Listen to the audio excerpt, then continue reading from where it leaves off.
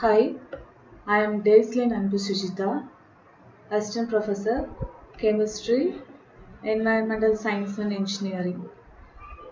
I am now going to tell you about the natural resources. So we are having six natural resources. Under that, the important natural resources is the food resources. In food resources is an important resources. Without food, we cannot live.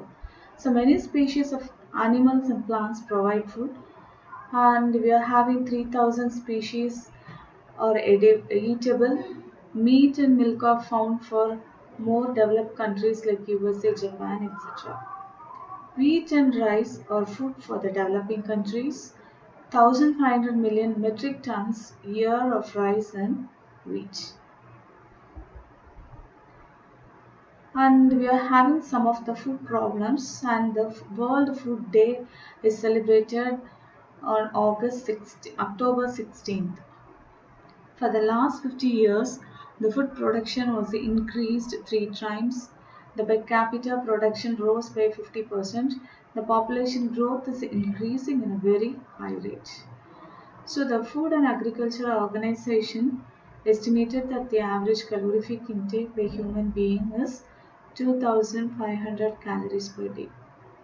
And for every 40 million people died of undernourishment and malnutrition.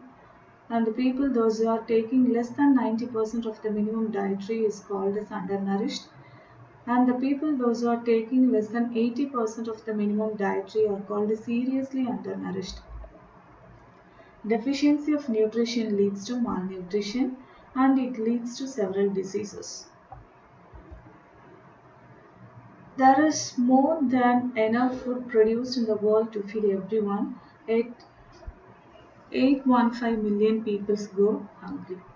As reflected in Sustainable Development Goal, one of the greatest challenges the world faces is how to ensure that a growing global population projected to rise to around 10 million by 2050 has enough food to meet their nutritional needs. To feed another 2 billion people in 2050, food production will need to increase by 50% globally.